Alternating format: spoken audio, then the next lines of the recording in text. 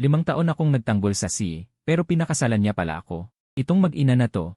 Balak yatang pagsabuatan akong gawing libreng alila habang buhay sa halip na makuha ko ang 50 milyong pisong retirement pay ko. 5 taon.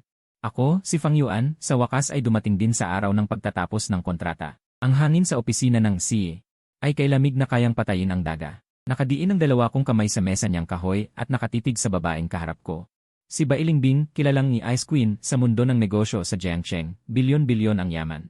At siya rin ang asawa ko sa papel. Sa ngayon, nakasandal siya sa kanyang upuan. Ang kanyang hapit na puting blusa ay nagpapakita ng kanyang figura na tila babagsak na. Parang anumang oras ay puputok ang mga butons at tatama sa noo ko. President Bai. Tapos na ang palabas, oras na para maghiwa-hiwalay. Tinapik ko ang bunton ng kontratang pinunit niya sa mesa. 5 taon na ang nakalipas, pumirma tayo ng kontrata, naging panangga mo ako. Binayaran mo ako ng 50 milyon. Ngayon, ang iyong white moonlight na first love ay babalik na sa bansa para pamunuan ang negosyo ng pamilya. Sadyang itinadhana, bagay na bagay. Ako, na walang ginagawa kundi ang umukupa ng pwesto. Dapat ko na bang kunin ang pera ko at umalis? Pinlano ko na ang aking pagtakas. Pag nakuha ko ang 50 milyon, bibili muna ako ng pinakamagandang modelo ng guwagon, tapos magpaparenta ako ng yacht sa sanya. Magpapahinga na ako buong buhay ko. Tumingin si Bai Lingbing sa akin at malamig akong tiningnan. Magkakrus ang kanyang mahahabang binti, na nababalutan ng itim na stockings na nagpapakita ng kanyang perpektong kurba. Fang Yuan, nababaliw ka na ba?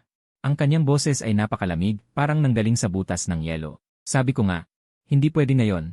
Inilipat ng mga nanay sa Homeowners Association ang 2 batong leon sa harap ng munisipyo kaninang umaga. Hindi tama ang pagkakapwesto, hindi pwedeng magpakasal, hindi pwedeng maghiwalay. Hindi pwedeng maghiwalay ngayon. Nanlaki ang mga mata ko, muntik ko nang maibuga ang dugo ko sa kanyang Hermes, anong maling posisyon ng batong leon. Ikaw, na nakapag-aral sa ibang bansa at may bilyong yaman, nakikipagbiruan ka sa akin. Bai Lingbing, huwag mo akong buluhin. Nagingit-ngit ako sa galit. Nakasaad sa kontrata, sa papel, na 5 taon ang termino at ngayong araw ang eksaktong pagtatapos. Kung hindi ka pipirma, tatawag agad ako sa 110 at irereklamo kita sa illegal detention. Ngumisi si Bai Lingbing at kumuha ng gunting sa drawer, sabay putol. Pinutol niya ang susi ng sasakyan ko na nakapatong sa mesa, pati na rin ang pendant nito, sa 2 hati. Tumawag ka. Itinapon niya ang gunting sa mesa at mapanuksong tumingin sa akin. Sabihin mo na rin sa pulis na nagtatangka akong mangikil ng 50 milyong piso sa isang bilyonaryong CA. Napasinghap ako. Ang babaeng ito nagmamaang-maangan. Sa sandaling iyon, bumukas ang pinto ng opisina at pumasok ang isang batang babae na nakapuyod ng 2 tirintas at nakasuot ng damit prinsesa. Si Bai Zai, ang ampon na anak ni Bai Lingbing 5 taon na ang nakalipas, apelyido niya ay Bai. Papa, yumakat si Bai Zai sa binti ko at nag-angat ng kanyang mukhang parang porselana. Huwag kang umalis ha, sabi niya habang panay ang kindat niya sa akin. Napatingin ako sa ibaba, nakita ko ang isang eksklusibong gintong Ultraman card na nakasuksok sa kanyang bulsa. Pumuyom ang mga mata ko. Aba, 1 buwan ko nang hinahanap ang card na ito. Binabayaran pala ni Bai Lingbing ang anak ko gamit ito. Itong mag-ina na to, halatang nagkaisa para lokohin ako. Zizai, huwag kang mag-alala. Hindi aalis si Papa. Bibili si Papa ng mas maraming laruan para sa'yo. Lumuhod ako at sinubukang hilahin ang aking binti. Hindi ako naniniwala. Mahigpit akong niyakap ni Bai Zi at sumigaw. Ayaw ni Papa sa akin at kay Mama. Ang sama-sama ni Papa. Umiyak siya ng malakas. Na halos malaglagan ng alikabok ang kisam. Nakaupo si Bai Lingbing sa kanyang upuan, nakangisi sa akin. Nakakatawa siyang nakangiti. Fang Yuan, iniiwan mo ang iyong asawa't anak. Hindi ka ba nakokonsensya? Galit na galit ako, nanginginig ako. Iniiwan ang asawa't anak. Ni hindi ko pa nga nahawakan ang kamay mo, saan nanggaling ang asawa't anak? Tumayo ako bigla at tinuro si Bai Lingbing. CJ, ayaw mong pumirma ha? Aalis ako ngayon din, tingnan natin kung anong magagawa mo sa akin. Tumalikod ako at maglalakad na sana palabas, pagkabukas ko ng pinto, 2 lalaki na may taas na 1.7 metro. Na nakasuot ng sunglasses na parang pader na humarang sa akin. Ginoong Fang. Ipinag-utos ni President Bai na wala kang pupuntahan ngayon. Kinabahan ako. Maliit na letra. Anong maliit na letra? Noong pumirma ako ng kontrata 5 taon na ang nakalipas Hindi ko man lang binaligtad. Tapos na, nagpabaya ako. Hindi pwede. Sumugod ako pabalik sa aking mesa, pinukpok ko ng 2 kamay. Nanginginig ang tasa ng kape. Ibinaba ni Bai Lingbing ang kanyang tasa, kumuha ng isang naninilaw na kontrata mula sa kanyang drawer.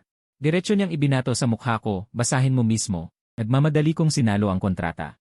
Binaliktad ko sa huling pahina. Sa ilalim ng lagda, may isang linya ng mga letra na mas maliit pa sa langgam. Lumapit ako, sumingkit ang mga mata, binabasa ang bawat letra isa-isa. Kung si Fang Yuan ay magmumungkahi ng pagpapawalang bisa pagkatapos ng kontrata, ako ay makakaranas ng 27 dagdag 50 taon pa. 77 taong gulang. Kontrata ba ito ng kasal o pagkaalipin? Beilingbing. Ito ay isang mapaniil na sugnay. Ibinalibag ko ng malakas ang kontrata sa mesa, dinuro ko ang kanyang ilong at sumigaw. Maniniwala ka ba kung pupunta ako para kumuha ng abogado? Ngumisi si Bailingbing, ang kanyang mahahabang daliri ay bahagyang tumatapik sa mesa. Sige, ang nangungunang 10 law firm sa Jiangcheng ay lahat legal na tagapayo ng Bai Group. Hulaan mo kung sino ang tutulungan nila. Ikaw o ako. Bigla akong nanlumo. Ang pera ay talagang kayang gawin ng lahat, hindi ba? Huminga ako ng malalim, sinisikap na pakalmahin ang aking sarili. Siya ngayon ay isang higanteng pinansyal mula sa Wall Street. Gwapo, mayaman. Iniiwan mo ako dito. Hindi ba't sinasayang mo ang inyong pagkakataon na magbalik tanaw sa nakaraan? Sinubukan kong kumbinsihin siya sa pamamagitan ng lohika. Bahagyang kumislap ang mga mata ni Bailingbing. Pagkatapos ay bumalik sa pagkalamig. Kung babalik ang isang gwapo o hindi, anong pakialam mo? Sa tingin ko lang, ang iyong pagiging panangga ay gumagana ng maayos. Ayokong palitan ka. Tumayo siya, lumibot sa mesa, lumapit sa akin. Ang nakamamanghang katawan ay halos dumikit na sa aking ilong. Banayad na pabango ng Chanel No 5. Fang Yuan, manatili ka ng maayos. Inilahad niya ang kanyang daliri. Itinaas niya ang aking baba. 50 milyon, ibibigay ko sa iyo ng walang kulang. Hindi lamang iyon eh. Sa hinaharap, bibigyan kita ng karagdagang 100,000 allowance bawat buwan. Lumunok ako ng laway. 100,000. Sa kaunting halaga na yan, gusto mo akong bilhin? Ako ba si Fang Yuan ang taong ni? Handang ipagbili ang kanyang kaluluwa para sa pera. Deal. Hinawakan ko agad ang kanyang kamay. Natatakot na baka magbago pa siya ng isip. Ngunit mayroon akong isang kondisyon. Tinaasan ni Bailingbing ang kanyang kilay at sinabi, hindi ako makikialam sa iyong pribadong buhay kasama si Gwapo, ngunit hindi mo rin maaaring limitahan ang aking kalayaan sa buhay. Gusto kong lumipat. Kailangan kong maglaan ng daan para sa aking sarili. Ang araw-araw na paninirahan kasama ang babaeng demonyong yelo na ito. Natatakot ako na hindi ako aabot ng 77 taong gulang. Tinitigan ako ni Bailingbing ng buong 10 segundo. CJ. Inalis niya ang kanyang kamay, bumalik sa mesa. Ako ay nagagalak sa aking puso. Nagawa ko. Bagaman hindi na alis ang kontrata, ngunit nakuha ko ang pera. At maaari pang lumipat. Hindi ito lugi. Lumingon ako upang umalis. Teka, ang boses ni Bailingbing ay nanggaling mula sa likuran. Maaari kang lumipat. Ngunit si Qianqian ay dapat sumama sayo. Mabilis akong lumingon. Bakit? Siya ay anak mo. Bakit ko siya kailangang dalhin? Ngumisi ng malamig si Bailingbing. Dahil nakasulat sa kontrata, bilang isang ama, dapat mong gampanan ang mga obligasyon ng pag-aalaga. Kung tatanggihan mo, ito ay maituturing na paglabag sa kontrata. Ang multa sa paglabag sa kontrata, 10 bilyon. Nanlambot ang aking mga binti at muntik ng lumuhod sa lupa. Tumingin ako sa nakatayong si Bai Qianqian, na humahawak ng mga card ng Ultraman at nakangiti. Hindi ito anak, ito ay malinaw na isang naglalakad na time bomb. CJ, dadalhin ko siya. Pumayag ako ng may pagngangalit ngipin. Hindi ba't magdadala lang ng bata? Kukuha ako ng 50 milyon, kukuha ako ng 10 yaya na palaging nakapaligid sa kanya. Hinawakan ko ang kamay ni Bai Qianqian. Galit na lumabas ng opisina. Pagkarating ko sa elevator, tumunog ang ding. Bumukas ang pinto ng elevator. Isang lalaking nakasuot ng puting suit, nakapompador. May hawak na 79 na pulang rosas ang lumabas. Nagulat siya nang makita ako. Nagulat din ako. Ang lalaking ito, paano ko ba sasabihin? Talagang napakagwapo. Ngunit ang kanyang name tag ay nakasulat sa 2 malalaking letra. Gwapo. Ano? Bakit bumalik siya ng mas maaga kaysa sa inaasahan? Paano siya nakarating dito ng mas maaga? Kabanata 3, hawak ni Gwapo ang grupo ng mga pulang rosas. Diretsong nakatingin sa pinto ng opisina ng CA. Huminga siya ng malalim. Naglagay ng malanding ngiti sa mukha. Lingbing, bumalik na ako. Ang boses na yon ay nagdulot sa akin ng panlalamig. Tiningnan ko si Bai Qianqian. Tinitingnan din ng batang babae ang igwapo na may pagkadismaya, mahinang bumubulong na ang tawa ng tiyuhin ay parang tanga sa kanto ng baryo. Sumang-ayon ako sa kanya. Tila napansin lang kami ng igwapo. Sumimangot siya at tiningnan ako mula ulo hanggang paa. Ang suot ko ngayon ay short sleeve na nabili ko sa ₱10.0 na may libreng shipping at nakatsinelas. Hindi bagay sa mataas na uri ng opisina. Sino ka? Mayabang ang tono ng igwapo. May halong yabang. Ako si Yu. Sasabihin ko sanang bodyguard ako. Tutal, mas mabuting iwasan ang gulo. Pero biglang yumakap si Bai Qianqian sa aking binti at sumigaw sa gwapo. Tatay ko siya. Biglang natahimik sa hallway. Napako ang ngiti sa mukha ng gigwapo. Halos mabitawan niya ang mga rosas na hawak niya. Nalalaki ang mga mata niya na parabang nakakita ng halimaw. Si Lingbing, siya ba ay kasal na? At may anak na? Natuwa ako sa aking isip. Ito na ang pagkakataon. Basta mapaniwala ko ang gwapo. Siguradong guguluhin niya si Bai Lingbing para magpaliwanag. Pag nagkagulo silang dalawa, malaya na ako bilang panangga. Agad kong itinuwid ang aking likod at naglagay ng malungkot na ekspresyon. Tama. Ako ang asawa ni Bai Lingbing. Nagbuntong hininga ako, malungkot ang tono. Kapatid, ang totoo, matagal na kaming may problema sa aming relasyon.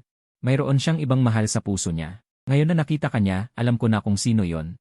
Lumapit ako at tinapik ang balikat ng gwapo. Sige na. Nasa loob siya. Naway maging maligaya kayo. Pagkatapos kong sabihin yon, hinila ko si Bai Qianqian para tumakas. Tigil. Hinawakan ako ng gwapo sa braso. Naging marahas ang kanyang tingin. Ano ka ba para pakasalan si Lingbing?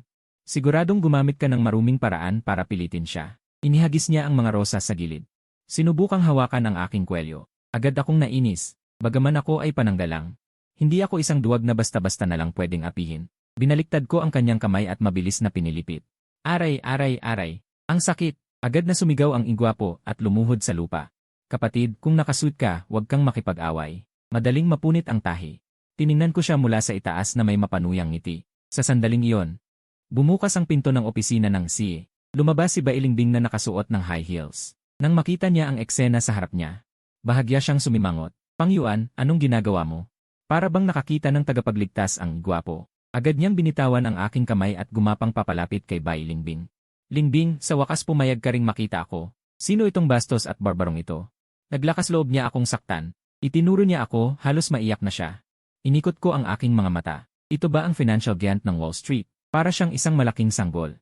Hindi pinansin ni Bai Lingbing ang igwapo at malamig na tiningnan ako. Inutusan kitang ihatid si Qianqian pabalik. Anong ginagawa mo dito? Itinaas ko ang aking mga kamay, nagkukunwaring walang kasalanan. President Bai, hindi ko kasalanan ito. Dahil bumalik na ang iyong unang pag-ibig Hindi na ako manggugulo sa inyong pagbabalik tanaw. Qianqian, tara na. Hinila ko si Bai Qianqian, handa nang pindutin ang elevator. Pangyuan! May galit sa boses ni Bai Lingbing. Mabilis siyang lumapit sa akin. Hinawakan niya ang aking pulso. Sinabi ko nang walang pupuntahan ka ngayon.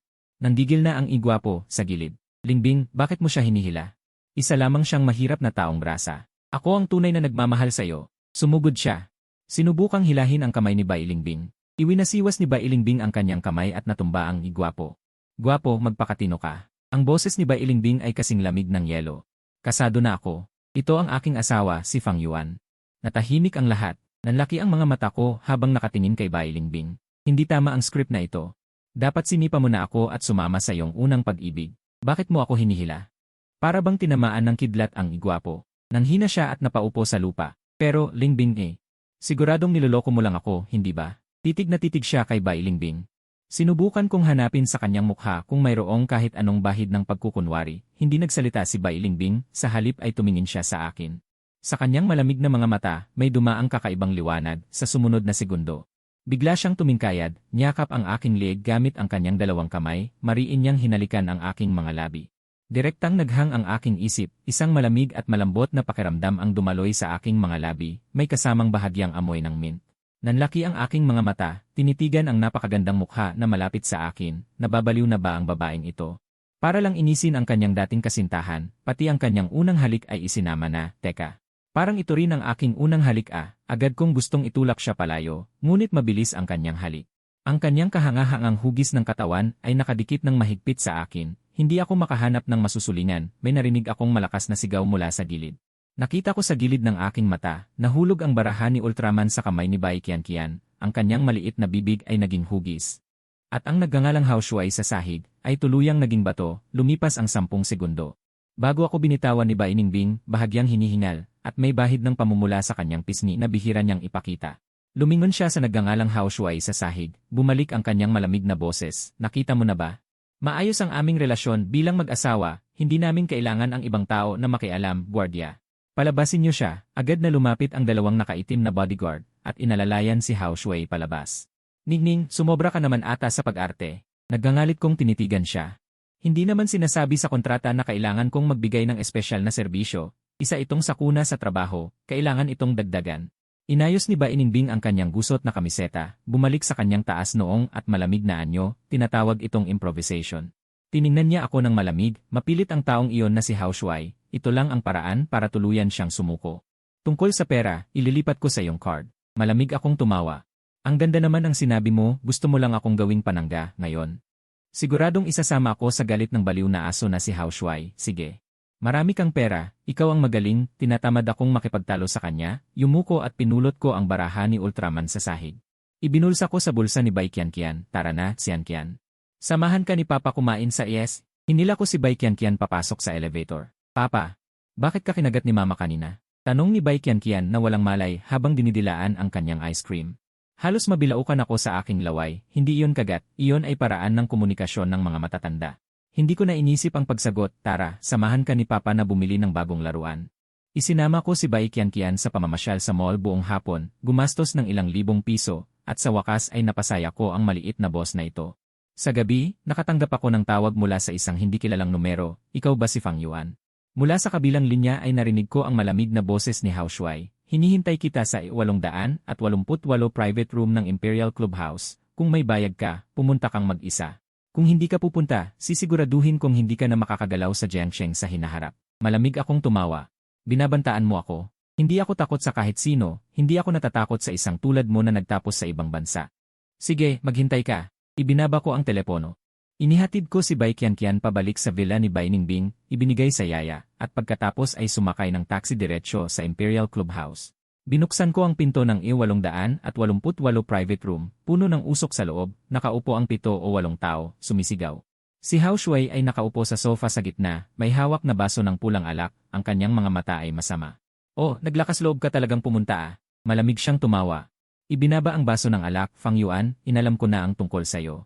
5 taon na ang nakakaraan, ikaw ay isang nagtapos na hindi makahanap ng trabaho. Paano ka magugustuhan ni Bai Ningbing, sabihin mo, magkano ang ibinigay niya sayo? Para samahan mo siyang umarte sa palabas na ito. Humila ako ng upuan at umupo. 50 milyon. Totoo kong sinabi, nagulat si Hao Shuai. Pagkatapos ay tumawa siya ng malakas, bibigyan kita ng 100 milyon, umalis ka kay Bai Ningbing. Umalis ka sa Jiangsheng. Kumuha siya ng tseke mula sa kanyang bulsa at inilapag sa mesa. Tinitigan ko ang tseke, nanlaki ang aking mga mata, 100 milyon. Hirap na hirap akong naging panangga sa loob ng 5 taon, 50 milyon lang, 100 milyon ang ibinigay niya. Pinipigilan ko ang aking pananabik, nagpanggap na hindi interesado sa pera, Ginoong Hao. Akala mo ba mabibili ng pera ang lahat? Tumayo ako, buong katuwirang nagsalita. Ang relasyon namin ni Bai Ningbing ay hindi kayang tumbasan ng kahit ano, kailangan itong dagdagan. Biglang natahimik ang private room, ang ilang mga sumisigaw na nakatitig sa akin. Nang marinig niya ang huling 3 salita ko, natigilan silang lahat. Mas lalong nanlaki ang mata ni Hao Shuai. Tila ba nakarinig ng isang bagay na hindi ka panipaniwala? Hao Shuai, isa ka ring matalinong tao. Itong itsura ko, itong dating ko, itong estado ko sa buhay. Saang parte ako nababagay sa kanya? Itinuro ko ang sarili kong ilong at nagsimulang siraan ang sarili ko. Ako ay isang walang silbing taong kain ng kain at hintayin ang kamatayan. Araw-araw, bukod sa paglalaro ng video games, natutulog lang ako. Paano ako magugustuhan ni Bai Ningbing? Hindi mo alam kung gaano ako naghirap sa nakalipas na 5 taon. Nagmukha akong miserable. Nagpanggap akong nagpupunas ng luha. Araw-araw niya akong pinipilit magsuot ng suit at necktie, pinipilit akong mag-aral ng golf. Pagtikim ng red wine, hindi ko nga makilala ang Lafite at Great Wall Dry Red, pinipilit niya akong amuyin ang aroma ng ubas mula sa iba't ibang taon. Ito ay halos pagwasak sa aking kaluluwa. Lalo akong naging emosyonal habang nagsasalita. Hinawakan ko ang kamay ni Hao Shuai. Hao Shuai, ikaw ang aking tagapagligtas. Dalhin mo na siya agad. Nakikiusap ako sa iyo. Basta dumating ang pera, bukas pupunta na ako sa munisipyo para pirmahan ang kasulatan. Si Hao Shuai ay lubusang nalito sa aking ginawa. Nakatulala siyang nakatingin sa akin. Ang mga pangungutya at pagbabanta na inihanda niya ay natigil sa kanyang lalamunan. Talaga bang ganyan ang gusto mo? Tanong niya na may pag-aalinlangan. Totoong totoo. Pinagtitibay ko. Sabi mo 100 milyon, tama ba? Ganito na lang, nakikita kong tapat ka naman. Bibigyan kita ng 20% diskwento. 80 milyon. Basta pumasok ang pera sa aking account, agad akong maglalaho sa mundo. Hinding-hindi ko guguluhin ang mundo ninyong dalawa. Ang ekspresyon ni Hao Shuai ay nagbago-bago. Tinitigan niya ako. Tila sinusuri niya kung totoo ang aking sinasabi. Sa sandaling iyon, biglang sinipa ang pinto ng pribadong silid. Bang! Sa isang malakas na tunog, tumama ang pinto sa dingding. Nagulat ang lahat. Sabay-sabay silang lumingon. Nakita nila si Bai Ningbing na nakasuot ng 10 sentimetrong takong. Buong lakas na nakatayo sa may pintuan. Sa likod niya ay nakasunod ang 12 nakasuot ng itim na suit. Nakasuot ng salamin de sol. Ang eksena ay parang pagpasok ng isang babaeng gangster boss sa pelikula. Fang Yuan, lumalaki na ang ulo mo. Malamig na tinitigan ako ni Bai Ningbing. Ang kanyang mga mata ay tila gustong pumatay. Sa likod ko, nagbebenta ka ng asawa. Kinabahan ako. Paano ako natunton ng babaeng tigre na ito? Nalocate ang aking cellphone. Nang makita ni Hao Shui si Bai Ningbing. Una ay natuwa, pagkatapos ang kanyang ekspresyon ay naging labis na pangit. Ningbing, narinig mo ba? Itinuro niya ako at malakas na sinabi. Hindi ka mahal ng lalaking ito. Para lang siya sa pera. Hindi pinansin ni Bai Ningbing si Hao Shui. Sa halip, naglakad siya papalapit sa akin, hakbang-hakbang. Ang kanyang nakakagulat na presensya. Ako ay umurong ng isang hakbang nang hindi sinasadya. Ningbing, hayaan mo akong magpaliwanag. Lumunok ako ng laway at pilit nang umiti. Tinatawag ko itong taktika ng pagpapaliban. Sinusubukan ko lang siya para sa'yo, di ba? Tignan mo para makuha ka ng batang ito. Kahit 80 milyon ay ayaw niyang ilabas. Ipinapahiwatig nito na hindi kanya mahal. Nagsinungaling ako ng may seryosong mukha. Ngumisi si Bai Ningbing. Talaga ba? Bigla siyang naglahad ng kamay. Hinawakan ang kwelyo ng aking damit at hinila ako papunta sa kanya. Pero, bakit ko narinig na sinabi mong naghirap ka sa nakalipas na 5 taon? Na sinabi kong nabulag ako at nagustuhan kita. Kinuyom niya ang kanyang mga ngipin habang nakatingin sa akin, pinahina ang kanyang boses. Tapos na.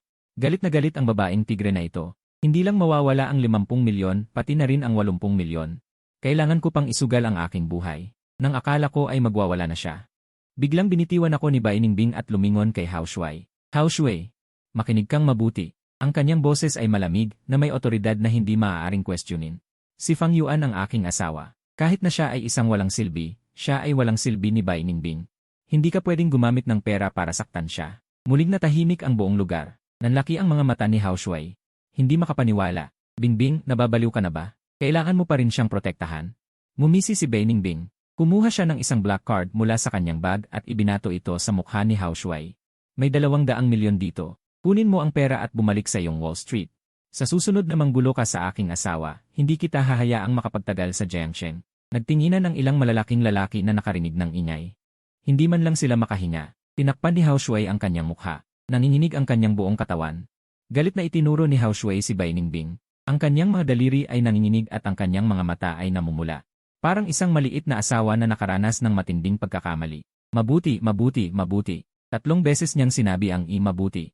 Gigigil sa galit, maghintay ka lang. Hinding-hindi ko ito palalampasin. Pagkatapos magbanta, hindi man lang niya pinulot ang tseke at black card sa lupa. Tumakbo siyang palayo kasama ang mga lasenggong kasama niya. Sa loob ng pribadong silid ay kaming dalawa na lang ni Bai Ningbing, pati na ang 12 ng bodyguard na dala niya. Tiningnan ko ang black card at tseke sa lupa. Nanlilisik ang mga mata ko sa inggit. Ang gwapo niya, akin na. Kakayuko ko pa lang para pulutin, iniharang ni Bai Ningbing ang kanyang paa na may mataas na takong sa black card. Tinitigan ako ni Bai Ningbing nang nakataas ang kilay. Ang kanyang tingin ay napakalamig. Bakit? Hindi ka pa ba nagsasawa kakatitig? Malamig niyang sabi. Tumawa ako ng pilit. Tumayo ako. Napakagaling at makapangyarihan, Presidente Bai. Tunay kang kahanga-hanga. Itinaas ko ang aking hinlalaki at nagbigay ng labis-labis na papuri. Kanina noong inihagis mo ang card. Napakagwapo. Hindi pinansin ni Bai Ningbing ang aking mga papuri at umismid. Pulutin mo ang tseke sa lupa at sumama ka sa akin. Pagbalik sa villa ni Bai Ningbing. Gabi na. Tulog na si Bai Qian. Ang buong villa ay tahimik na nakakatakot. Nakaupo si Bai Ningbing sa sofa sa sala, nagbuhos ng isang baso ng red wine at dahan-dahang iniikot ito. Maupo ka. Itinuro niya ang sofa sa tapat. Umupo ako ng tahimik. Ang mga kamay ko ay nakapatong sa aking mga tuhod, parang isang mag-aaral na nagkasala. Kunin mo ang tseke. Inilahad niya ang kanyang kamay. Kinabahan ako at halo-halong emosyon ang nadama ko. Presidente Bai, ito ang bayad sa pagkasira ng kabataan na ibinigay sa akin ng gwapo na yon. Hindi mo pwedeng kunin. Sinubukan kong makipag-usap ng maayos. 5 taon na ang nakalilipas, ginawa mo akong panangga. Ngayon, ang panangga na ito ay nabasag na. Hindi naman siguro masamang humingi ng pambayad sa gamot, di ba? Umismid si Bai Ningbing at malakas na inilapag ang baso ng red wine sa mesa. Fang Yuan, sa tingin mo ba sa sarili mo ay napakatalino mo? Tinitigan niya ako. Matatalim ang kanyang mga mata. Akala mo ba ang tsekeng ibinigay ng gwapo na yon ay mapapalitan mo? Nagulat ako. Anong ibig mong sabihin? Bagamat bobo ang gwapo na yon, hindi naman siya tanga. Sumandal si Bai Ningbing sa sofa, nakahalukip-kip ang mga braso. Ang tsekeng iyon ay walang laman. Wala siyang account sa bangko sa Jiangsheng. Kung pupunta ka sa bangko bukas, arestuhin ka dahil sa pagtatangkang manloko sa pananalapi. Pumalabog ang ulo ko, ang anak ng naglalaro ng patago. Agad kong kinuha ang tseke at itinapon sa mesa na parang isang bagay na nakakapaso. Ang sama-sama ng taong iyon, gigil na gigil ako. President Bai, huwag kang mag-alala. Hindi na ako magtatangka pang magtipid sa ganitong mga maliliit na bagay. Fang Yuan, sa tingin mo ba talaga, ang kontratang iyon noong 5 taon na ang nakalipas ay para lang maging panangga ka? Tumayo siya at lumapit sa akin, tinitingnan ako mula sa itaas. Isipin mong mabuti kung ano ang nangyari noong araw na pumirma ka ng kontrata 5 taon na ang nakalilipas. Kumulot ang noo ko at sinubukang alalahanin ang nakaraan. 5 taon na ang nakalipas. Kakatapos ko lang mag-aral sa kolehiyo. Dahil wala akong pera, pinalayas ako ng landlord dahil hindi ako nakabayad ng upa. Napunta ako sa lansangan. Hindi ko naisip ng 2 beses at pumirma ako. Pagkatapos, dinala niya ako sa isang lugar. Ang tanggapan ng civil registry. Nanlaki ang mga mata ko at biglang tumayo. Hindi ba't pumunta tayo sa tanggapan ng civil registry para lang magpanggap para kumuha ng peking dokumento? Tumawa ng malamig si Bai Ningbing. Peking dokumento? Fang Yuan. Sa tingin ko ba ay nanonood ka ng masyadong maraming walang kwentang drama? Hindi maaaring peke ang selyo ng civil registry. Kumuha siya ng isang pulang aklat mula sa katabing drawer at itinapon ito sa aking kandungan. Tingnan mong mabuti. Nanginginig kong binuksan ang pulang aklat. Doon ay malinaw na nakadikit ang larawan naming dalawa ni Bai Ningbing. Sa ibaba ay ang matingkad na pulang selyo ng civil registry. Pangalan, Fang Yuan. Pangalan itinuro ko si Bai Ningbing, nanginginig ang aking daliri. Ikaw, isang babaeng na nagkakahalaga ng daan-daang bilyong dolyar, niloloko mo ako, isang mahirap na estudyante, para magpakasal sayo. Ano ang pakay mo? Tinitigan ako ni Bai Ningbing sa aking pagkawasak, isang bahid ng pagtatagumpay ang nakita sa kanyang mga mata. Yumuko siya. Ipinatong ang kanyang mga kamay sa armrest ng sofa, kinulong ako sa kanyang anino. Dahil tanga ka. Dahil madali kang manipulahin. Dahil maaari kang magbigay sa akin ng isang lehitimong anak na babae. Magbigay ng anak na babae. Nauutal kong inulit ang pangungusap na ito, pakiramdam ko ay tuluyan ng nasira ang aking utak. Hindi ba't ampon si Baikian? Hindi ba't nagdadala siya ng iyong apelyido? Bigla kong itinulak si Bai Ningbing, tinitingnan siya na parang isang halimaw. Huwag mong sabihin noong lasing ako noong nakaraang 5 taon. Bigla kong naalala ang isang malabong bahagi. 5 taon na ang nakalilipas, noong gabi pagkatapos kong pumirma ng kontrata at makakuha ng sertipiko, binuksan ni Bai Ningbing ang isang mamahaling bote ng red wine para magdiwang. Hindi ako nakainom ng ganoon kasarap na alak noon, hindi ko namalayan na naparami ang inom ko. Nang magising ako kinabukasan, nakahiga ako sa malaking kama sa hotel, masakit ang buong katawan ko at wala na si Bai Ningbing. Nag-iwan siya ng sulat noon, sinasabi niyang pupunta siyang ibang bansa para palawakin ang negosyo sa ibang bansa at sinabihan akong magpakabait dito sa Pilipinas. Halos 1 taon din siyang nawala. Nang bumalik siya, may karga na siyang sanggol. Sinabi niya sa akin na ito ay ulila ng malayong kamag-anak niya. Inampon niya ito at pinangalan ng Bai Qianqian. Akala ko noon kahit na malamig siyang babae. Mabuti pa rin ang puso niya. Ngayon, nanginginig kong itinuro si Bai Ningbing. Nakuha mo pang nakawin ang binhi ko. Tumayo lang si Bai Ningbing at matuwid na tumingin sa akin. Anong ninakaw? Mag-asawa tayo. Anak ko ang anak ng asawa ko. Natural lang. Lumapit siya sa kabinet ng alak at nagtimpla ulit ng isang baso ng red wine. Hindi ko gusto ang mga lalaki pero kailangan ko ng tagapagmana, yung gwapo. Masyadong matalino, may pagka-intrigero sa gin. Hindi ako mapakali. At ikaw, kahit na medyo tanga, pero malusog ang katawan mo at medyo maayos ang itsura. Ang pinakamahalaga, wala kang background at madaling kontrolin. Lumingon siya. Ngumiti ng bahagya. Napatunayan na tama ang paningin ko. Matalino at napakaganda ni Qianqian. Nanginig ako sa galit. Pinupuri mo ba ako o minumura? Kaya pala hindi lang ako panangga, kundi isa ring libreng kasangkapan sa paggawa ng anak. Isa kang demonyo, babae ka. Bai Ningbing, napakasama mo. Naggangalit ang ngipin kong tiningnan siya. Niloko mo ako ng 5 taon. Inalisan mo ako ng karapatan bilang ama na malaman ang totoo. Bigla akong tumayo at naglakad palabas. Hindi ko na kaya ito. Magdidiborsyo ako. Magdedemanda ako sa korte. Ipaglalaban ko ang kustodya ni Qianqian. Tumigil ka. Malamig pa rin ang boses ni Bai Ningbing pero may bakas ng otoridad na hindi matututulan. Akala mo ba makakalabas ka ng pintong ito? Tumigil ako at mumisi. Ano, gusto mo akong ikulong? Hindi sumagot si Bai Ningbing. Sa halip, kinuha niya ang remote control sa mesa at pinindot ito. Ang malaking desi sa dingding ng sala. Biglang umilaw. Lumabas sa screen ang isang napakaraming bayarin. Fang Yuan, sa loob ng 5 taon, kinain mo ang sa akin. Tinirhan mo ang sa akin, sinuot mo ang sa akin. Yung Porsche Cayenne na minamaneho mo. Binili ko yon. Yung 10,000 piso na allowance mo bawat buwan, galing sa akin yon. Yung mga skin na binibili mo sa laro, yung mga limited edition na figure, lahat yun sa secondary card ko. Lumapit si Bai Ningbing sa screen at hinawi ng kanyang mahahabang daliri ang mga bayarin. Ipinakwenta ko. Sa loob ng 5 taon, umabot sa 36,428,500 piso. Lumingon siya sa akin. May bakas ng pangungutya sa kanyang labi. Gusto mong magdiborsyo? Pwede. Pero kailangan mo munang bayaran itong pera. Bukod pa doon, ayon sa kasunduan namin bago ang kasal. Kung ikaw ang kusang magdiborsyo, kailangan mong magbayad sa akin ng 10 bilyong piso na penalty. Dagdag pa sa utang mo sa akin. Umabot sa 11,364,28,028,500 piso. Inihagis niya ang remote control sa mesa. Hindi ko nasisingilin yung sobra.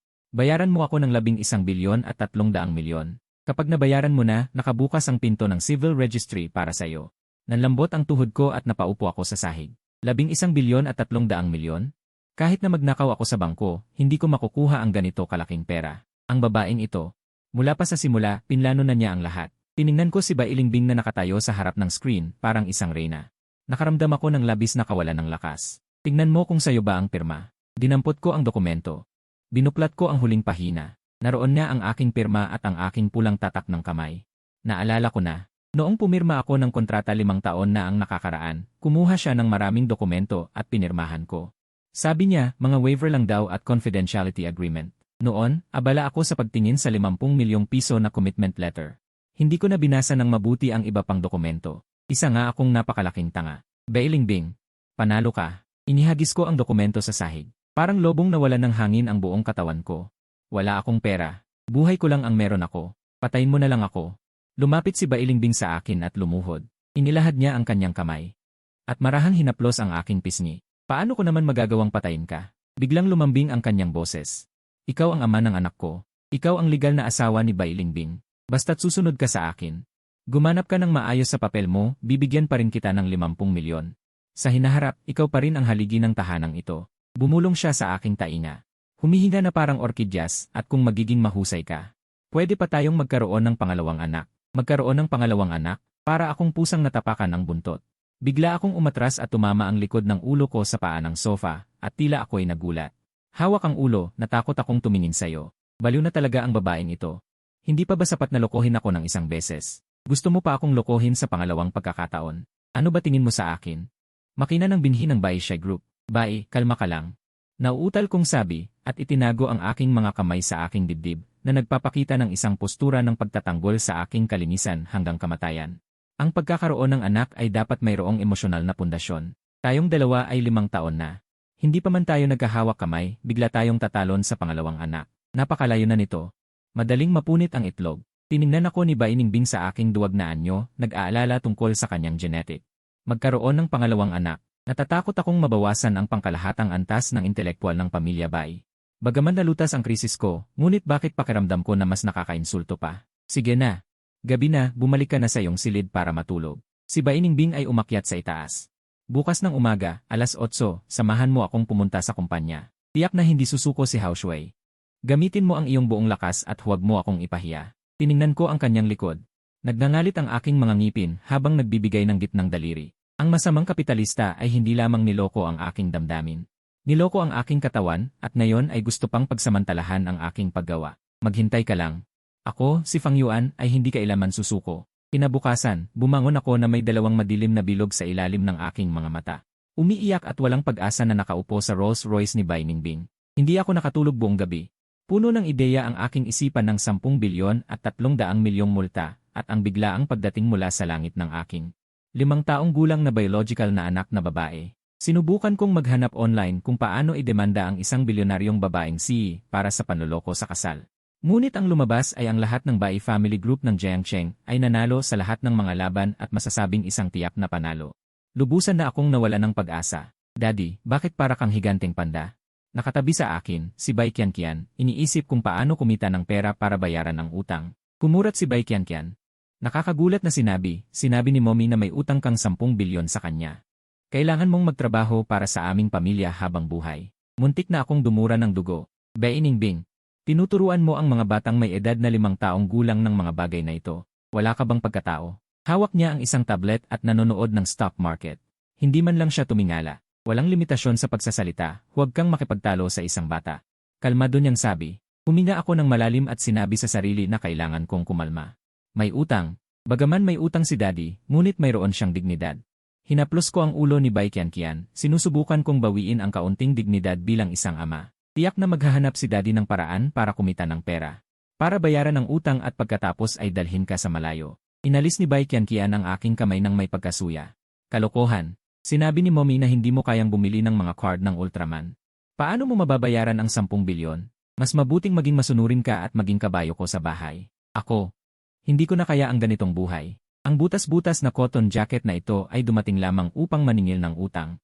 Mabilis na huminto ang kotse sa ibaba ng buy group. Pagkababa ko ng kotse, nakita ko ang isang grupo ng mga tao na nakapalibot sa pasukan ng gusali. Ang nakapalibot sa gitna ay si Hao Shuai na hinarang kahapon. Ngayon ay nakasuot siya ng burgundy suit. Hawak ang isang megaphone, sumisigaw sa pintuan ng buy group. Itinuro niya ako at sumigaw sa mga reporter sa likod niya, mga kaibigan sa media. Ang lalaking ito ay nagngangalang Fang Yuan. Isa siyang ganap na sinungaling. Ginagamit niya ang mga kasuklam-suklam na paraan upang makuha ang tiwala ni Bai at sinusubukang sakupin ang ari-arian ng Bai Group. Ngayon ay ilalantad ko ang kanyang tunay na kulay sa publiko. Tinuro at pinag-usapan ng mga manonood sa paligid. Lumubog ang puso ko. Hindi pa rin siya natututo hanggat hindi niya nakikita ang kabaong. Talagang nagpunta siya sa kumpanya para magkagulo.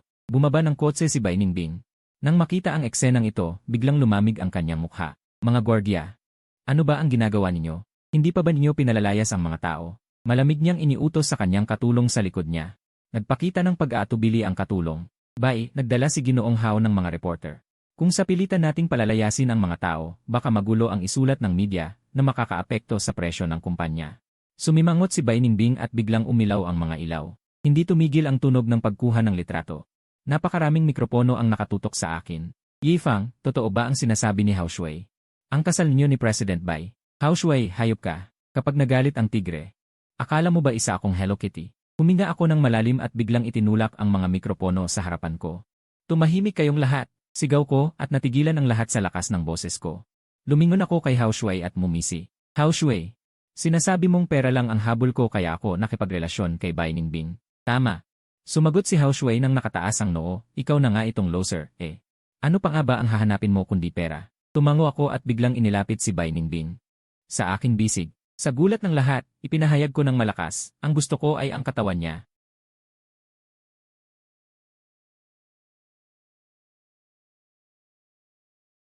Nga ang lahat na para bang kayang magkasya ang isang itlog sa bibig nila. Maging si Bai Ningbing ay naniga sa aking bisig. Sa kanyang malamig na mga mata. Unang lumitaw ang emosyong tinatawag na pagkabigla. Mahigpit ko siyang yakap at ramdam ko ang mabilis na tibok ng puso ko. Dapat kong ipakita na hindi ako magpapatalo sa sitwasyong ito. Naiintindihan ba? Itinuro ko ang ilong ni Hao Shuai at nagmura, gusto ko lang ang katawan niya. Maganda ang asawa ko, maganda ang katawan, at mayaman pa. Anong masama kung gusto ko ang katawan niya? Labag ba sa batas yon? Tanungin niyo ang mga lalaki rito. Sino ang hindi mabibighani sa asawa ko? Kinakain ko ang kanyang pera dahil karapat-dapat ako. Ipinagmamalaki ko. Ikaw na dating kasintahan na hindi man lang naging panakip butas, ano nang karapatan mong magsalita? Nagpatuloy ako sa pagsasalita. At tumalsik ang laway ko at napahiya si Hao Shuai. Natulala si Hao Shuai. Siguro sa buong buhay niya, ngayon lang siya nakakita ng taong ipinagmamalaki ang pagiging sugarol. Walang hiya ka, itinuro niya ako. At nanginginig sa galit. Pagkatapos ng ilang sandali, 2 salita lang ang lumabas sa kanyang bibig, walang hiya. Mumisi ako. Hindi ako dapat magpatalo. Ang tawag sa aming mag-asawa na may legal na kasal ay relasyon ng mag-asawa. Guardia, tawagin ang pulis. Dakpin ang manyak na ito. Iwinasiwas ko ang aking kamay. 2 metro ang aura ko. Hindi na nakapagpigil ang mga gwardiya at agad na sumugod na parang mga lobo at pinatumba si Hao Shuai. Bitawan niyo ako. Hindi niyo ako pwedeng hawakan. Galing ako sa Wall Street. Nagpupumiglas pa rin si Hao Shuai. Galing sa Wall Street tapos nagpapalimos. Dura ko. Sa wakas ay natauhan ang mga usisero at reporter. Matapang pala tong lalaking to. Ang tapang para maging sugarol. Ngayon lang ako nakakita ng ganito. Pero may punto siya. Ang katawan at mukha ni President Bai ay hindi matatanggihan ng sinumang lalaki. Ang taong ito ay isang huwaran, galit man o hiya. Asawa ko, halika na sa loob. Yumuko ako. At bumulong sa kanyang tainga, huwag hayaang sirain ng basurang yan ang araw natin. Huminga ng malalim si Bai Ningbing. At tiningnan ako ng masama. Fang Yuan, lagot ka sa akin. Sabi niya sa pagitan ng kanyang mga ngipin sa isang boses na kaming dalawa lang ang makakarinig. Pagkatapos, ay tumalikod siya at bumalik sa kanyang pagiging ice queensy, nakasuot ng high heels. At hindi man lang lumingon habang papasok sa gusali. Hinila ko agad si Bai Qianqian para sumunod. Hehe, kahit na baka balatan ako ng buhay ng Tiger Mom, sulit ang lahat ng mura kanina. Sa wakas ay nailabas ko ang kaunting sama ng loob sa loob ng 5 taon. Pagpasok namin sa pribadong elevator ng CA. Pagsara ng pinto, biglang humarap si Bai Ningbing at hinawakan ang aking kwelyo. At idiniin ako sa pader ng elevator. Fang Yuan, ano ang mga pinagsasabi mo kanina? Galit na galit siya at mabilis ang paghinga. Anong gusto mo sa katawan ko? Wala kang hiya. Kahit na ganito, may hiya pa rin ako. Hindi ako kinakabahan kahit na pinipigilan niya ako. President Bai, hindi ko kasalanan yon. Inosente kong sagot. Kung hindi ko sinabi yon, siguradong magtatanong ang mga reporter tungkol sa peking kasal at pang-agaw ng ari-arian. Tanging sa pamamagitan lamang ng walang hiyang dahilan ang maibabaling ang atensyon nila. Tingnan mo Ngayon pinag-uusapan ng lahat ang kapal ng mukha ko. Sino pa ang magtatanong tungkol sa ari-arian mo? Tinatawag ko itong reverse psychology. Naiintindihan mo ba? Natigilan si Bai Ningbing. Kahit nagalit siya, ay nag-iisip pa rin siya ng maayos. Alam niyang tama ang sinabi ko. Kung napatunayan ng mga reporter ngayon, na gumamit siya ng peking kasal para ilipat ang ari-arian o may iba pang lihim, babagsak ang presyo ng mga shares ng Bai Corporation. Buti na lang mabilis kang mag-isip. Umismid siya at binitawan ang aking kwelyo. Pero sinabi mo sa publiko ang mga bastos na bagay na yon, seryoso mong sinira ang imahe ko, babawasan ko ng 100,000 ang allowance mo ngayong buwan. Ako, para kang pikso na isa lang ang daanan, papasok lang, walang labas. Tinulungan na nga kitang makalusot, hindi mo man lang ako gagantimpalaan, babawasan mo pa ako ng pera. Baizong, huwag ka namang ganyan, naiinis na ako. Usapin ko na ito sa industriya at komersyo, nasira na ang reputasyon ko, ikaw pa kaya? Tumingin sa akin si Bai Lingbing, isang taong may utang sa akin ng 10 bilyon, saan ka kukuha ng reputasyon? Nagbukas ang elevator sa pinakataas na palapag, lumabas si Bai Lingbing na nakasuot ng matataas na takong. Iniwan niya sa akin ang isang malamig na likod, gusto kong umiyak pero walang luha, kay saklap. Ang babaeng ito ay parang ang reinkarnasyon ni Zubapi, lumingon ako kay Baikian, may utang. Sabihin mo nga sa akin, sobra na ba si Mama? Itinulak ni Baikian ang kanyang salaming may itim na frame. Nagbuntong hininga na parang matanda, Papa, tanggapin mo na lang. Sabi ni Mama, ito raw ang fee capital crushing, ikaw na isang empleyado. Hindi mo kaya ang kapitalista. Hindi ako makapaniwala na talo pa ako ng isang 5 taong gulang na bata. Nang mawalan na ako ng pag-asa. Biglang tumunog ang cellphone ko, isang hindi pamilyar na numero. Sinagot ko ang telepono. Isang malalim na boses ang narinig ko, Ginoong Fang Yuan, ako ang ama ni Hao Shuai. Hao Jiangwu, gusto kong makipagtransaksyon sa'yo. Nagulat ako. Sinalakay ang maliit, dumating ang matanda. Pamilya Hao ba ito ay parang nagliligtas ng lolo ang mga Gord brothers. Isa-isa silang nagpadala. Ginoong Hao, ano ang kailangan mo? Tanong ko nang may pag-iingat. Magbigay ka ng presyo. Napakalaki ng pera sa kabilang linya. Magkano ang gusto mo para iwanan si Bai Lingbing? Dahil sa iyo, hindi maganda ang mental na estado ng anak ko ngayon. Nagpapainom siya ng pampakalma sa ospital. Muntik na akong hindi mapigilang tumawa. Anong pampakalma? Ang baba naman ng kanyang pagkatao. Ginoong Hao, hindi ito usapin ng pera. Nagpanggap akong malalim. 5 bilyon. Pinutol agad ako ni Hao Jiangwu. Cash transfer, agad-agad. Basta't pumirma ka ng isang. Kusang loob na isuko ang lahat ng ari-arian ni Bai Lingbing at umalis ako magpakailanman sa Jiangcheng. Nabini ang utak ko. 5 bilyon. Mas galante ang matandang ito kaysa sa anak niya. Sa 5 bilyong ito. Matatakot pa ba ako sa 10 bilyong penalty ni Bai Lingbing? Tama, basta kunin ko ang pera at tumakas ako sa ibang bansa. Saan ako hahanapin ni Bai Lingbing para sa penalty? Deal. Agad akong pumayag ng walang pag-aalinlangan. Pagkalipas ng kalahating oras, magkita tayo sa Starbucks sa tapat ng Bai Group. Nang malapit nang bumagsak ang dulo ng panulat sa papel. Takbo. Itinulak ang pintong salamin ng Starbucks. Lumabas si Bai Lingbing na nakasuot ng matataas na takong. May kasama siyang ilang pulis na nakasuot ng uniforme. Itinuro ni Bai Lingbing si Hao Jiangwu, malamig ang kanyang boses, siya ay sangkot sa komersyal na panunuhol. Sinusubukang suhulan ang core secret personnel ng aming kumpanya. Natulala ang lahat. Agad na tumayo si Hao Jiangwu. Namumutla ang mukha. Fang Yuan, Executive Vice President ng Bai Group. May hawak ng core financial data ng kumpanya. Kailan ako naging Executive Vice President? Hindi ko maalam kung saan nakaharap ang pinto ng Treasurer's Office nyo. Lumapit ang pulis at ipinakita ang kanilang mga yi. Ginoong Hao, sumama po kayo sa amin para sa investigasyon. Galit na nanginginig si Hao Jiangwu, itinuro si Bai Lingbing. Ikaw na napakasamang babae. Nilalagyan mo ako ng bitad. Walang ekspresyon si Bai Lingbing. Dalhin nyo na. Habang pinapanood si Hao Jiangwu na dinadala ng mga pulis, bumagsak ang ballpen sa mesa. Nawala na ang 5 bilyon ko. Lumapit sa akin si Bai Lingbing. Tumingin sa akin mula sa itaas. Ang tapang mo ah. Kinuha niya ang bank card sa mesa. Pinaglalaruan niya ito sa kanyang kamay. Sa 5 bilyon gusto mo na akong bilhin? Kung ayaw mo sa akin, bakit kailangan mo pa akong itali sa tabi mo? Pakawalan mo na ako, nagmamakaawa ako. Tumingin si Bai Lingbing sa akin na nasisiraan ng bait, biglang naging komplikado ang kanyang mga mata. Yumuko siya. Inilagay ang kanyang mga kamay sa mesa, idinikit sa akin ang kanyang napakagandang mukha. Fang Yuan, isa kang tanga. Kinagat niya ang kanyang ngipin. Sa kanyang boses ay may bahagyang panginginig na hindi napapansin. Kinagat niya ang kanyang ngipin. Sa kanyang boses ay may halatang galit. 5 taon na ang nakalipas, kung kailangan ko lang ng panangga. Madali akong makakahanap ng isang lalaki. Kung kailangan ko lang ng isang bata, pwede akong pumunta sa sperm bank. Bakit nga ba ikaw pa ang napili ko? Bakit nga ba kailangan pa kitang pakasalan talaga? Natigilan ako. Bakit? Huminga ng malalim si Bailingbing at pumikit. Dahil 6 na taon na ang nakalipas, noong tag-init sa lawa ng Jiangchen University, ikaw yung sumagip sa akin mula sa tubig. At ikaw yung Yigong nagbigay sa akin ng artificial respiration. Kumalabog ang dibdib ko. Parang may 1,000 kabayo na nagtatakbuhan sa isip ko. 6 na taon na ang nakalipas. Lawa, binuksan ang mga alaala. Noong 3 taon ko sa kolehiyo.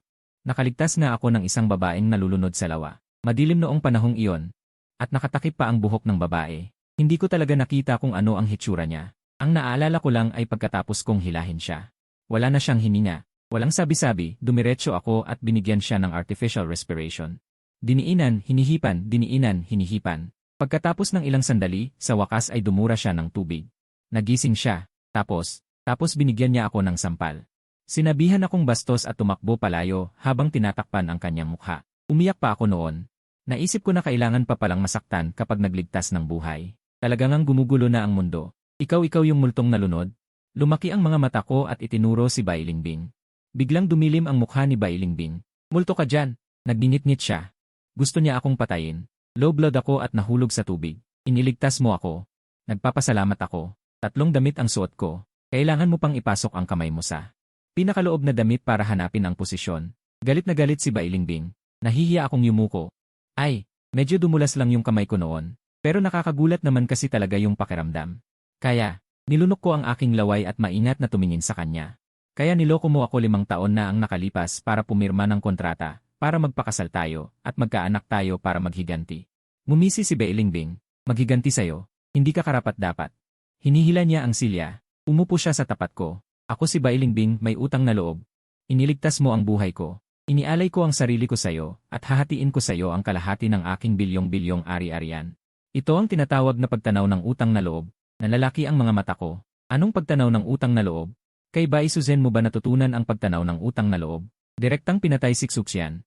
Pero bakit ka ang lamig sa akin sa loob ng 5 taon, at tinakot mo pa ako ng 1 bilyong bayad sa paglabag sa kontrata? Reklamo ko. Para subukan ka. Matuwid na sagot ni Bailingbing. Ang lalaki ni Bailingbing. Kung hindi kayanin ang kaunting presyon, paano magiging karapat-dapat sa akin? At saka, ano bang ginawa mo sa loob ng 5 taon maliban sa kumain, magsaya, at maglaro ng video games? Kung hindi kita pipilitin, magiging walang silbi ka habang buhay. Hindi ako nakasagot sa kanyang sinabi. Iniisip ko, naging maginhawa talaga ang buhay ko sa loob ng 5 taon. Maliban sa kawalan ng kalayaan, lahat ng iba pa ay mayroon ako. Paano naman si Hao Shui? Mahina kong tanong. Siya yung childhood sweetheart na itinakda ng lolo ko. Hinilot ni Bailingbing ang kanyang noo. May bahid ng pagkadisgusto sa kanyang mga mata. Hindi ko siya gusto. Pero makulit siya. Nagpakasal ako sa'yo dahil isa itong pagtanaw ng utang na loob. Isa pa, para tuluyan ng pigilan ang pag-asa niya. Pero ikaw naman, nang makita mo siyang bumalik, gusto mo pang tumakas na may dalang 50 milyong. Biglang hinampas ni Bailingbing ang mesa. Galit na galit ang kanyang mga mata. Pangyuan, sinasabi ko sa'yo.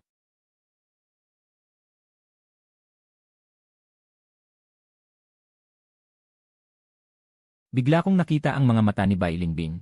Bigla kong naalala. Bigla akong nakaramdam ng kakaiba. Kaya pala, hindi ako panakip butas. Biktima ako ng matagal na niyang pinlano. Asawa. Bigla akong nagsalita. Kakaiba ang aking boses at kalmado. Natigilan si Bailingbing.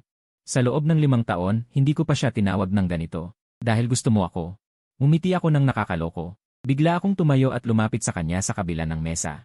Dapat bang punan natin yung hindi natapos na honeymoon natin 5 taon na ang nakalipas? Pupunan, biglang namula ang mukha ni Bailingbing. Sino-sino ang may gusto sa'yo? Gusto ko lang para magkaroon ng buong pamilya para sa anak ko. Tinitignan ko siya sa ganoong pagmamalaki. At nakakahiyang itsura. Bigla kong naisip na parang hindi naman lugi sa pagbabayad ng 10 bilyong utang na ito. Sa labas ng pinakamalaking pribadong ospital sa Jiangchen. Sa labas ng maternity ward. Nag-aalala akong pabalik-balik sa pasilyo. Pawis na pawis ang palad ko. Papa, huwag kang umikot, nahihilo ako. Nakaupo si Bai Qianqian sa silya. Hawak ang pinakabagong Ultraman card, walang magawa niya akong tinitignan. Pagkatapos ng pagtatapat sa Starbucks, 6 na buwan na ang nakalipas, tuluyang natunaw ang babaeng si Nayelo. Naging malambing na diwata. Hindi lamang kinumpis ka ang aking gaming console, kundi inagaw pa ang aking overtime gabi-gabi. Sa magandang dahilan na para sa kinabukasan ng Bai Group, kailangang mabilis na mahubog. Isang tagapagmana na may normal na Kaya, sa aking walang humpay na pagsisikap, sa wakas, nagdalang tao si Bai Ningbing sa pangalawang anak. Ngayon na ang inaasahang araw ng panganganak. Wow! Isang malakas na iyak ng sanggol ang narinig mula sa delivery room. Sa sobrang tuwa ko, halos tumalon ako. Agad akong sumugod papunta. Itinulak ng nurse ang baby stroller palabas. Nakangiti. Binabati kita, Yang Irfang. Lalaki po. Okay lang ang mag-ina. Hindi ko man lang tiningnan ang sanggol, agad akong sumugod sa delivery room. Hinawakan ang kamay ni Bai Ningbing na puno ng pawis. Mahal, salamat. Habang tinitingnan ko ang kanyang mahina, ngunit masayang mukha, bahagyang kumikirot ang aking mga mata. Mahinang ngumiti si Bai Ningbing. Hinawakan ang aking kamay. Fang Yuan, ikaw at ang iyong asawa, ang 10 beses na utang mo sa akin. Huminga siya, biglang nagbago ang kanyang tingin at naging tuso. Dahil sa maganda mong performance. Nagpa siya ako. Biglang lumiwanag ang aking mga mata. Libre na ba ako? Mabuhay ang aking asawa. Nagpa siya ako. Ililipat ko ang utang na ito sa ulo ng anak mo. Bumuo ng isang sa Bai Ningbing. Malademonyong ngiti. Paglaki niya, hayaan mo siyang magtrabaho sa kumpanya para magbayad ng utang.